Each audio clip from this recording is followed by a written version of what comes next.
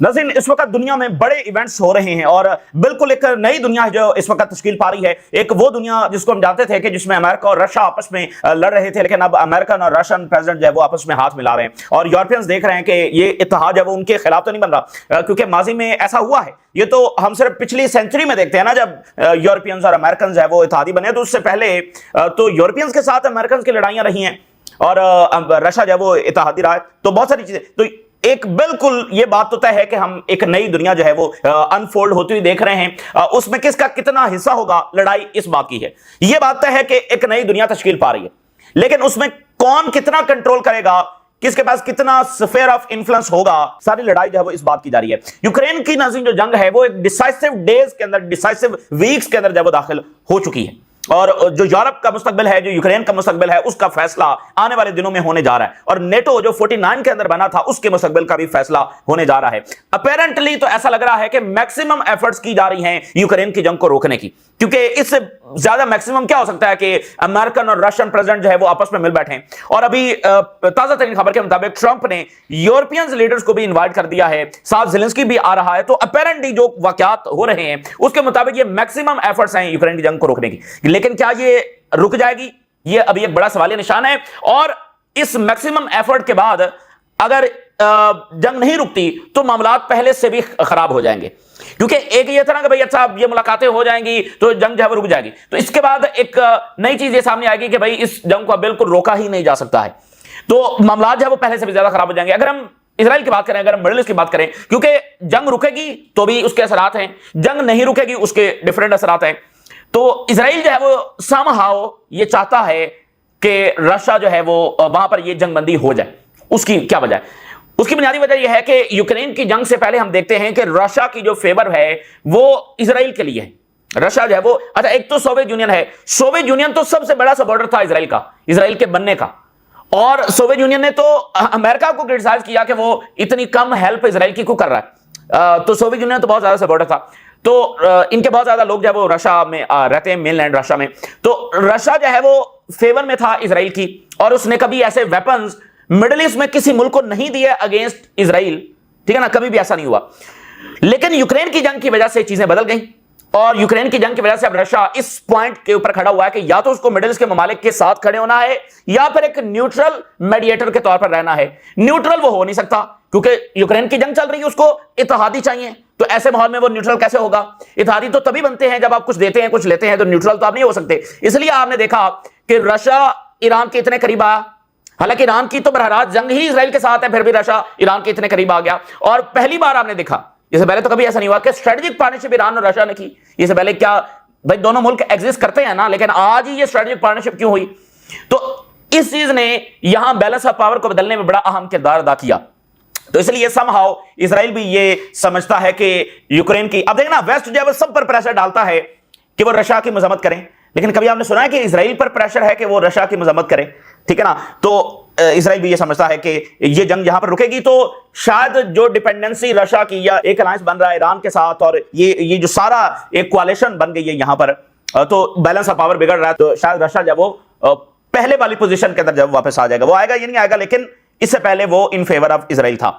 Middle east के अंदर Israel जो है उसका लार्ज स्केल एग्रेशन पूरी इस्तेशना के साथ जारी है। अभी तक सीज फायर नजर नहीं आ रहा, इजराइल के खिलाफ कोई ऐसा इकदाम, सैंक्शंस नजर नहीं आ रही, अरबों का जाग जाना नजर नहीं आ रहा कि वो कोई ऐसी एस्केलेशन करें या दो टोक अंदाज में अमेरिका से बात करें, फिलहाल नजर नहीं आ रहा।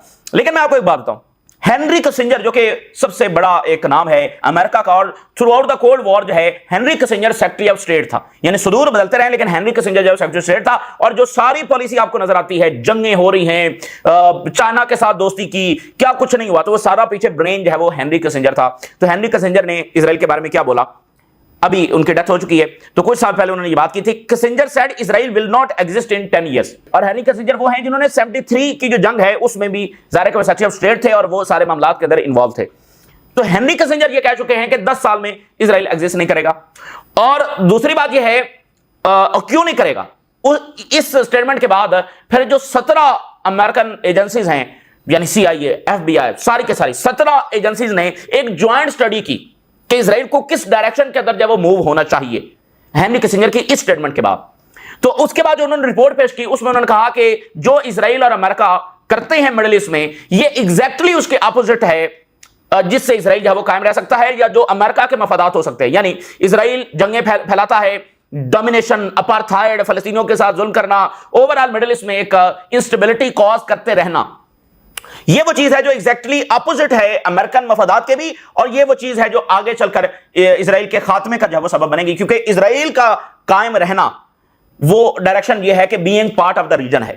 اور اس لیے آپ نے دیکھا کہ ٹرمپ نے آ کر اس پالیسی کے تحت ابراہم اکارڈ کیا being part of the region کرنے کے لیے، لیکن چونکہ زائنسٹ جو ہے وہ تیار نہیں تھے فلسطینی ریاست کے لیے، اور عربز نے اپنی تاریخ کا سب سے بڑا یو ٹرن لیا کہ انہوں نے فلسطینی ریاست کو کارنر کر دیا اور کہا کہ ہم فلسطینی ریاست کے بغیر اسرائیل کے ساتھ نارملائزیشن کر لیں گے. تو یہاں پر ایک فیسیلیٹیشن اسرائیل کو ہو گئی اور امریکہ کو، اس لیے انہوں نے اس کو سب سے بڑی اپنی جیت قرار دیا. اور 7 اکتوبر سے پہلے تو اسرائیلیز اور امریکنز اتنے خوش تھے کہ دیکھو ہم نے فلسطینی ریاست کو بھی کارنر کر دیا، ابراہم اکارڈ بھی کر لیا، being part of the region بھی ہو گیا، اور سعودی عربیہ نارملائزیشن کرنے جا رہے تھے، اردگان جو ہے وہ اسرائیل کا دورہ کرنے جا رہے تھے، اور اس سب سے بڑھ کر ایک چیز ہونے جا رہی تھی، وہ یہ تھا کہ ایشیا اور یورپ کنیکٹ ہونے جا رہے تھے تھرو اسرائیل.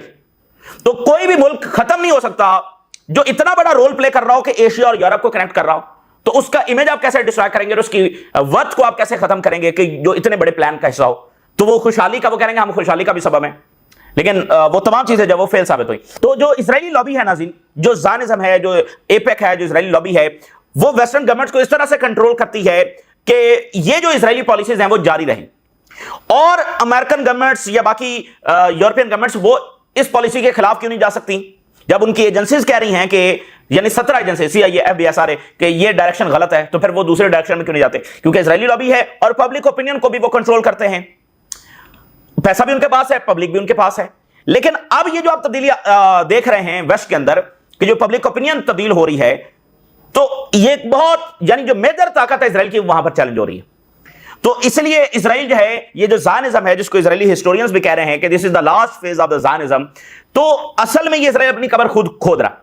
بظاہر تو ایک استثناء ہے، اور بظاہر تو ایسا نہیں لگتا کہ یہ استثناء کو جلدی ختم ہونے والی ہے، لیکن ہر سیٹل کالونی کے ساتھ. اور ویسے میں آپ کو بتاؤں کہ یہ جو اسرائیل ہے نا، یہ پارٹ آف دا لانگ، یعنی دیکھیں 500 سال سے ایک ویسٹ کی جو ایمرجنس ہوئی ہے وہ ایک کالونیل، یعنی ادھر کالونی قائم کی، ادھر کالونی قائم کی. تو اسرائیل کے پیچھے 500 سال کی ہسٹری ہے ویسٹرن کالونیل آرڈر کی، ویسٹرن کالونیل سسٹم کی. تو اسرائیل کو ہرانا کوئی اتنا آسان کام نہیں تھا، کیونکہ اس کے پیچھے پورا ویسٹ کھڑا تھا، آج بھی کھڑا ہے. اور کس لیے کھڑا ہے؟ کہ کیونکہ وہ پورا ایک کالونیل سسٹم ہے جو 500 سال سے چلتا چلا آ رہا ہے، اور اسی کو وہ اپنی طاقت کا منبع سمجھتے ہیں. تو اس لیے کوئی آسان کام نہیں تھا، اور نہ ابھی بھی کوئی آسان کام ہے. لیکن اس سب کے باوجود اسرائیل نے ختم ہونا ہے. کوئی بھی سیٹلر کالونی جو ہے، جب وہ اس کی اتنی بنیادیں ہل جائیں تو وہ قائم نہیں رہ سکتی. اچھا، ابھی اس کے ساتھ اور جو اگلی بڑی خبر ہے کہ ایک نئی اسٹڈی بھی آئی ہے ایران کی طاقت کے حوالے سے. ایک تو 40,000 بلڈنگز انہوں نے تباہ کی ہیں. نئی اسٹڈی کے مطابق ایران کے پاس یہ طاقت ہے کہ وہ 22 کی 22 جو امریکن ملٹری بیسز ہیں مڈل ایسٹ میں، ان کو ہٹ کر سکتا ہے اور تباہ کر سکتا ہے. اور اس کے ساتھ امریکن جو ایئرکرافٹ کیریئر ہیں ان کو ڈبو سکتا ہے. ان کو براہ راست ہٹ کرنے کی صلاحیت ایران کے پاس ہے. تازہ ترین اسٹڈی یہ شو کر رہی ہے. تو یہ اتنا آسان نہیں ہوگا، اور اتنا آسان ہوتا تو کبھی وہ ایران میں سیز فائر نہیں کرتے. اور یہاں پر بھی ان کی طاقت ایکسپوز. ہاں، عربز ممالک، وہ جارڈن، ایجپٹ کی حکومتیں، وہ خود ساختہ ایک خوف میں اپنے ذہنوں پر طاری کر کے بیٹھے رہے، وہ ایک الگ بات ہے. لیکن ایران نے کر کے دکھا دیا کہ آپ اسرائیل کو کیسے جب وہ ہٹ کر سکتے ہیں، اس کو پینیٹریٹ کر سکتے ہیں. اور آج جارڈن اور مصر اور سعودی عربیہ اور قطر اور ان ممالک سے یہ ڈیمانڈ نہیں ہو رہی کہ وہ 73 67 کی جیسی کوئی جنگیں چھیڑ دیں. ان سے بس ایک ڈیمانڈ جو لوگ کر رہے ہیں، اور اوورال دنیا میں ڈیبیٹ ہے کہ وہ کچھ تو ایسکیلیشن کریں، کچھ تو اقدامات اٹھائیں، ایون پیس ایگریمنٹ ہی ایک عارضی طور پر توڑ دیں. ان سے صرف یہ ڈیمانڈ ہو رہی ہے کہ وہ آج آپ صرف سیز فائر آپ نے کروانا ہے، تو وہ سیز فائر اگر آپ تھوڑی سی ایسکیلیشن کریں گے تو سیز فائر ہو جائے گا، اور اب تک ہو جانا تھا. اچھا، اب اسی درمیان ڈنمارک سے پھر اسٹیٹمنٹ آ گئی ہے. ڈنمارک کی پرائم منسٹر کہہ رہی ہیں کہ we are ready to impose sanctions on Israel, اور we want to take advantage of resuming the presidency of the European Union to pressure Israel and impose sanctions on it. Netanyahu government has cross the lines. West Bank میں، Gaza میں، آج ان کی پھر statement آ گئی ہے. کچھ دیر پہلے ایران کے جو آرمی چیف ہیں ان کی اسٹیٹمنٹ جاری ہوئی ہے، اور انہوں نے کہا کہ ہم خبردار کرتے ہیں یونائٹڈ اسٹیٹس اور اسرائیل کو of the consequences of any new adventure against Iran. پھر وہی بات ہے کہ ایسی اسٹیٹمنٹ ایران کیوں دے رہا ہے؟ کیا बैक एंड पे कोई ऐसी इंटेलिजेंस है कि ये दोनों हमला करने की नई तैयारी कर रहे हैं, तभी तो आप स्टेटमेंट देंगे ना कि अगर हमला किया तो हम ये जवाब देंगे, क्योंकि हमले की तैयारी हो रही होगी। तो अब आप देखें, ईरान को अभी तक रशिया ने जो फाइटर जेट्स हैं वो नहीं दिए हैं। इतना बड़ा इत्तेहादी, फिर भी रशिया ने ईरान को फाइटर जेट्स नहीं दिए। वजह क्या है? तो वजह ज़ाहिर है कि इजराइल था, और अभी भी यानी काइंड ऑफ एक रिस्ट्रिक्शन तो अभी भी बाकी है कि उन्होंने फाइटर जेट्स नहीं दिए। तो इसलिए इजराइल की बहुत ज्यादा ये कोशिश है, और नेतन्याहू ने अपने कार्य खास को 2-4 मरतबा मॉस्को भी भेजे हैं कि रशिया जो है वो ईरान से पीछे हटे। और इजराइल ऑफर करता है चाइना को, रशिया को, कि मिडिल ईस्ट में हम, आप देखें कोई भी मुल्क है, आप जरा सोचिए, देखें वहां पर कोई ह्यूमैनिटेरियन बुनियादों के ऊपर या मॉरल बुनियादों के ऊपर फैसले थोड़ी होते हैं। कोई भी मुल्क किसी कमजोर मुल्क को इत्तेहादी बनाना चाहेगा या ताकतवर मुल्क को? डेफिनेटली ताकतवर मुल्क को। तो इजराइल चाइना को, रशिया को यह ऑफर करता है कि भाई ताकतवर मुल्क तो हम हैं, हमारे पास जंगी हथियारें हैं, हमारे पास टेक्नोलॉजी है, और हम ही डोमिनेट करते हैं, तो आपके जो मफादात हैं उसका दिफा हम करेंगे। तो आप हमारे साथ अलायंस बनाए, आप ईरान के साथ क्यों बना रहे हैं? तो ईरान के साथ, इजराइल के साथ वो बना लेते मजीद, और बनाया माजी में हुआ था। लेकिन अब मसला यह कि इजराइल तो अमेरिका का इत्तेहादी है और वेस्ट का, जिसके साथ रशिया लड़ रहा है। अब इजराइल रशिया को ड्रोन्स तो नहीं दे सकता यूक्रेन के खिलाफ, लेकिन ईरान ने तो दिए हैं। तो ये बुनियादी तब्दीली है, और ये समझे कि सारा चेस बोर्ड जो है इसने बदल के रख दिया है मिडिल ईस्ट के अंदर। और इसलिए अगर वहां पर जंग रुकती है तो इधर असरात होंगे, और अगर जंग जारी रहती है तो भी इधर असरात होंगे। ताजा तरीन रिपोर्ट के मुताबिक जो इजराइल है वो अभी भी टॉक्स कर रहा है फलस्तीनियों को कहां पर डिस्प्लेस करना है, और ताजा रिपोर्ट के मुताबिक इसमें सीरिया भी शामिल है। Israel is quietly in talks to relocate Palestinian from Gaza. इसमें लिबिया है, इसमें साउथ सूडान है, और इसके अंदर जो है वो सीरिया है। Among the countries Israel has spoken, Syria भी अब इसके अंदर जो है वो आ गया है। तो सीरिया के ऊपर भी इनकी नजर है, और सीरिया को ये ज्यादा आसान समझते हैं कि वो लैंड तो इनके पास दें। साउथ सूडान ये कंट्रोल नहीं करते हैं, लिबिया ये कंट्रोल नहीं करते हैं, लेकिन सीरिया ये कंट्रोल करते हैं। तो सीरिया में तो ये कहेंगे कि भाई हम वहां पर इनको बात कर सकते हैं, वो लैंड है ही हमारे पास है। इसी दरम्यान आप देखिए कितनी पेनफुल खबर है कि गजा में एक जर्नलिस्ट जो है 44 डेज के बाद उसकी जो वाकयात हैं वो निकाली गई हैं रबल से, और सिर्फ हड्डियां और खोपड़ी, 3 जर्नलिस्ट थे जिनकी ये वाकयात जब निकाली गई हैं, और उसकी तस्वीर जारी हुई है, इंतहाई खौफनाक और दिल दहला देने वाली। और वैसे मतलब आप किस तरह से इसको बयान करेंगे? और इस पर Jordan, Saudi Arabia, Egypt, Turkey, UAE, Qatar, ये लोग, ये मालिक जब क्या जस्टिफिकेशन देंगे? 44 डेज के बाद ये अंडर द डबल, और पता नहीं कितने लोग अभी भी जो हैं वो अंडर द डबल हैं, और उनकी ये सूरत हाल इस वक्त बन चुकी होगी। तो इतने हॉरिफिक क्राइम्स हैं जो इस वक्त हम देख रहे हैं, और बहुत सारे तो ऐसे हैं जो हमारे सामने भी नहीं है। एक और ग्रेट गेम दरमियान में से चल पड़ी है, और वो है साइप्रस की ग्रेट गेम। साइप्रस जो है वहां पर अब इजराइल की नजर है उसको कंट्रोल करने के लिए, और इजराइल में ये बात डिस्कस की जा रही है और कहा जा रहा है कि टर्की के ऊपर हमला कर दिया जाए। और इसके लिए भी ये होगा कि नेटो कोई आर्टिकल 5 नहीं इन्वोक करने जा रहा अगेंस्ट इजराइल, बल्कि टर्की के ऊपर हमला कर देना चाहिए, और जो साइप्रस वाला हिस्सा है वो ले लेना चाहिए। अब साइप्रस जो है इसके 2 हिस्से हैं, एक यूनान के पास है, एक टर्की के पास है। साइप्रस एक जजीरा है, यानी इसके 2 पार्ट्स हैं, 2 मुख्तलिफ मुल्क जो है वो कंट्रोल करते हैं, एक यूनान करता है और एक जो है वो टर्की करता है। अब वहां पर इजराइल की नजर क्यों है? वहां पर इजराइल की नजर एक बहुत बड़े मकासद के लिए है, और वो ये है कि इजराइल मेडिटेरेनियन सी में जो एनर्जी सप्लाई है उसको कंट्रोल करना चाहता है। वो यूरोप की मार्केट्स तक एनर्जी सप्लाई लेकर जाना चाहता है, लेकिन सबसे बड़ी रुकावट टर्की का साइप्रस है। तो अब वहां पर वो ये तैयारी कर रहे हैं कि एक तो उनके लोग बहुत ज्यादा, जो यूनान वाला साइप्रस है उसमें सिस्टमैटिकली, इंटेंशनली और प्लानिंग के साथ वहां पर आबाद हो रहे हैं, और इसके साथ वो जो टर्की वाला साइप्रस है वहां पर बाकायदा मिलिट्री अटैक के जरिए उसको ऑक्यूपाई करने की जब वो बात कर रहे हैं। तो ये कॉन्सिक्वेंसेस हैं जो वेस्ट ने ये सांप पाला है, तो वो यूनान के साइप्रस के ऊपर उसने जब नजर रख ली है। मैं आपके सामने ये तफसीलात रखता हूं, और बड़ी ये दिलचस्प वैसे बात है जो सामने आ रही है कि इजराइल के जो असरात हैं वो सिर्फ फलस्तीनियों तक नहीं है। What is Israel aiming for in Cyprus? अब ये टर्किश मीडिया की सारी रिपोर्ट है। जो नॉर्दर्न साइप्रस है ये नेतन्याहू के करीबी तरीन शख्स है जिसने इजराइल में आर्टिकल लिखा है, और उसके ऊपर आगे डिबेट्स वगैरह हो रही हैं। तो उसका जवाब फिर टर्की की गवर्नमेंट से भी आया है, और टर्किश मीडिया भी डिफरेंट रिपोर्ट्स है उसके ऊपर छाप रहा है। वो जो नेतन्याहू का करीबी शख्स है उसने लिखा कि northern Cyprus is also problem for Israel, यानी जैसे लेबनान इजराइल के लिए प्रॉब्लम है, गजा प्रॉब्लम है, ऐसे ही साइप्रस नॉर्दर्न जो टर्की वाला है वो भी प्रॉब्लम है, और इसको हल करना चाहिए। कैसे? बाकायदा हमला करने से। अच्छा, आगे उसमें बहुत सारे प्रोपेगेंडा भी होता है ना, ईरान पर हमला करना है तो प्रोपेगेंडा तो करना है कि ईरान थ्रेट है, ईरान फलाना है, तभी हमला होगा ना। तो यहां पर भी उन्होंने प्रोपेगेंडा शुरू कर दिया है, और इंटरनेशनल फोरम्स पर भी वो जो है ना इस तरह का प्रोपेगेंडा टर्की के खिलाफ शुरू कर चुके हैं। उन्होंने कहा कि नॉर्दर्न साइप्रस, जिसमें वहां के जो होटल्स हैं, यूनिवर्सिटीज हैं, बंदरगाहें हैं, वो हब फॉर स्पाइनेज बन चुकी हैं, ब्लैकमेलिंग एंड इंटेलिजेंस ऑपरेशंस जो टर्की और ऑर्गेनाइज्ड क्राइम नेटवर्क्स जो है वो आपस में कर रहे हैं। यानी ये कोई प्रॉपर कोई कंट्री नहीं है, ये यहां पर तो बस क्राइम्स हो रहे हैं और ब्लैकमेलिंग्स हो रही हैं और गैंग्स हैं, ये सारा उन्होंने पोर्ट्रे करने की कोशिश की है। और कहा कि हमास और जो ईरानियन अल-कुद्स फोर्स है वो भी यहां पर आ गई है। अब जरा अंदाजा करें कि हमास और ईरानियन अल-कुद्स फोर्स है वो भी वहां पर है और वो मजीद वहां पर अपनी एक जो प्रेजेंस है वो करने की कोशिश कर रहे हैं to establish an operational branch, वहां से बाकायदा ऑपरेशन जब वो किए जा सकें। और अगली बात किसके खिलाफ? यूरोप के खिलाफ। हमास यानी इतनी तगड़ी है कि वो वहां टर्की के उस हिस्से में आ गई है और अल-कुद्स फोर्स भी वहां पर आ गई है जो यूरोप पर हमले करने की तैयारी कर रही है। वेरी वैसे डेंजरस। और साइप्रस क्यों एज अ होल इंपॉर्टेंट है?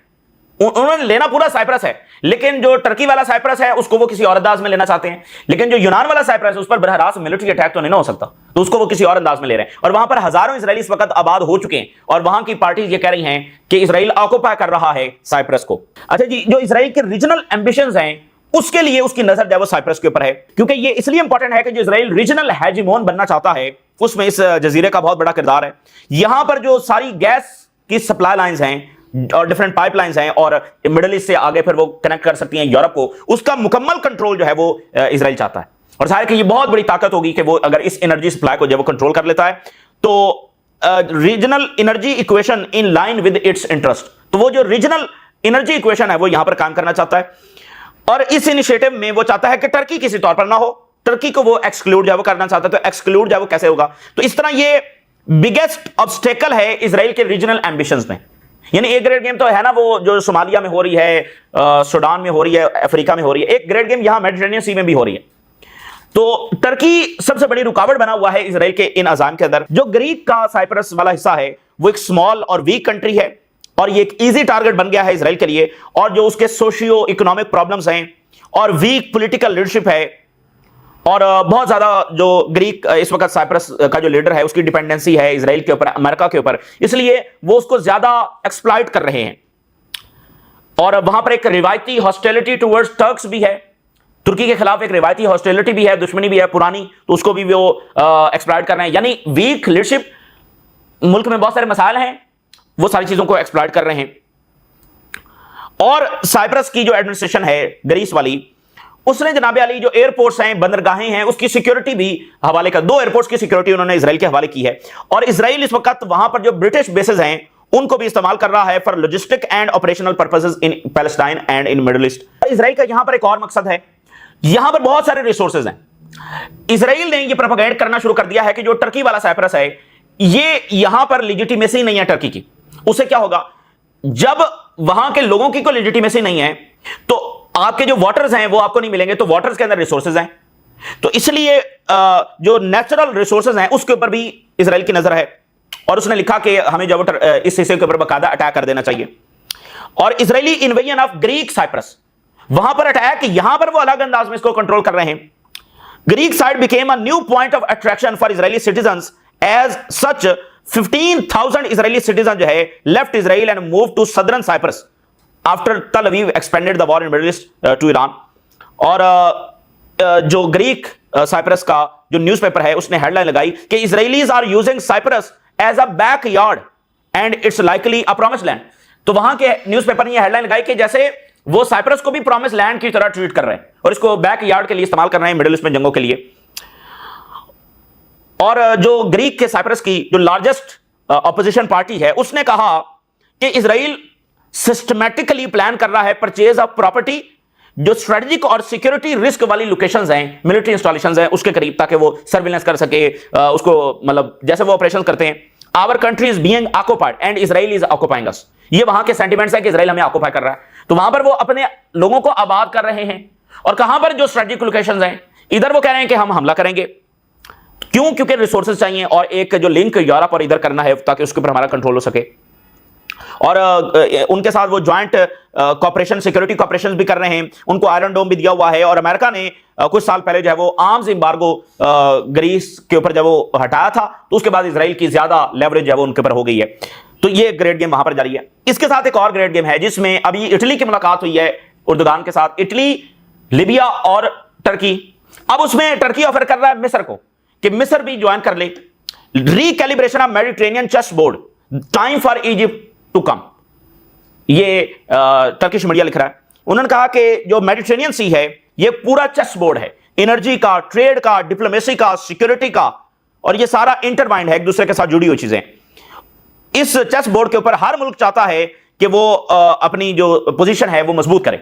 تو یہاں پر ٹرکی, اٹلی, لیبیا یہ بات چیت کر رہے ہیں. تو مصر چونکہ بالکل مطلب دیکھیں نا کہ اس سے زیادہ زبردست ملک میڈیٹرینین سی کے اوپر اور کون سا ہو سکتا ہے. تو مصر کے لیے ٹائم ہے کہ وہ اس الائنس کا جو حصہ بن جائے. تو ایک گریڈ گیم نیچے جاری ہے, افریقہ میں, مڈل ایسٹ میں جنگ جاری ہے, اوپر یہ گریڈ گیم جاری ہے. اور اس سے یہ تو ثابت ہوا کہ اسرائیل کا معاملہ صرف فلسطینیوں تک نہیں ہے. تو ان ملکوں کو ارلی اقدامات اٹھانے ہوں گے. اگر فلسطینیوں کو قبضہ کر لیتے ہیں تو ادھر تو وہ زیادہ آسانی کے ساتھ آگے بڑھیں گے. تو یہ تازہ ترین صورتحال جو آپ کے ساتھ شیئر کیا, آپ نے رائے ضرور کریں. اجازت دیجیے, اللہ حافظ.